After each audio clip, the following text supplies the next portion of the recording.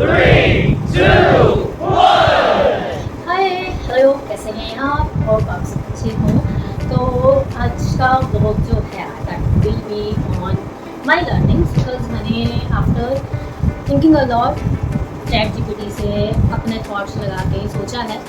तो मैंने ये सोचा है कि अब जो ब्लॉग आएंगे that will be on my personal experiences.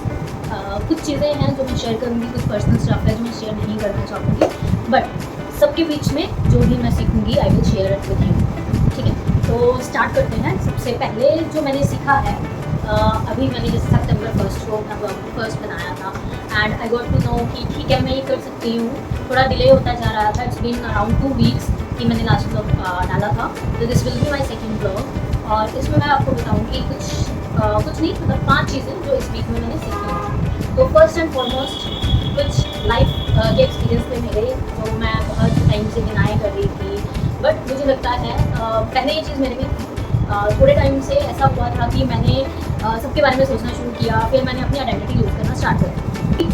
But I learn last 2 weeks में दैट इज़ कि speak for yourself, because अगर आप नहीं बोलोगे तो people will take advantage of that for sure.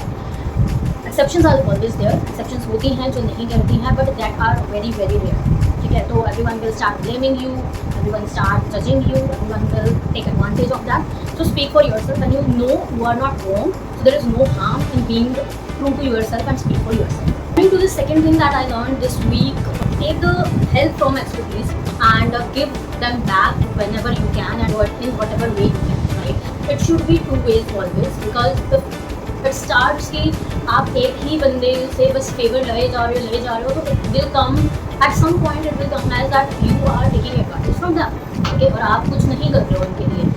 So one of my colleague, he always try to help me in whatever I ask. ठीक है, तो इट्स लाइक कि जब भी मुझे कुछ हेल्प चाहिए होती है I always go to him, और वो बहुत अच्छे से मुझे एक्सप्लेन करते हैं। Although he is very positive, वो हमेशा यही ट्राई करते हैं कि अगर मैं उनके मतलब कुछ भी नेगेटिव भी बोल रही हूँ, I am sharing my thoughts, मुझे पसंद नहीं आ रहा है, तो ही इज़ लाइक कि ठीक है अभी तो मैं नहीं आ रहा है, maybe there is something good in it. तो जब मेरा टाइम आता है इट्स लाइक कि वर्क में he is helping me, and other than that अगर किसी को या उनको मुझसे कोई हेल्प चाहिए होती है, like we are discussing something and he is giving me a situation कि यार मेरा ऐसा चल रहा है, तो I always try to give it back in the same way कि मैं भी उनको पॉजिटिव ही रखूँ उस चीज़ के लिए।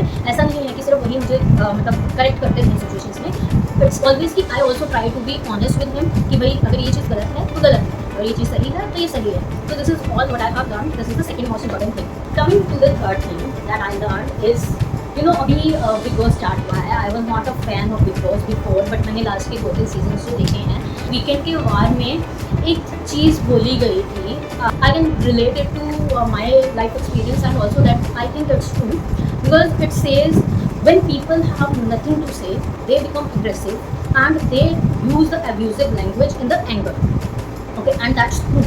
आप कभी भी देखना कि जब भी किसी को गुस्सा आता है तो they always try to use abusive language to give it to someone else कि भाई देखूंगा तुझे, या गाली गलौज शुरू कर देते हैं।